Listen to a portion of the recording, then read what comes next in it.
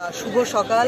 আপনারা যারা মিডিয়ার ভাইয়েরা একদম মাঠে নেমে তৎপর হয়ে যারা আমাদের মাঝখানে আছেন, আপনাদেরকে অনেক অনেক আমার অভিনন্দন, শুভেচ্ছা রইল এবং ত্রিপুরা প্রদেশ মহিলা মোর্চার তরফ থেকেও আপনাদেরকে অনেক শুভেচ্ছা এবং ত্রিপুরা রাজ্যের প্রত্যেকটি জনগণের প্রতি আমার নমন থাকবে, শ্রদ্ধা থাকবে।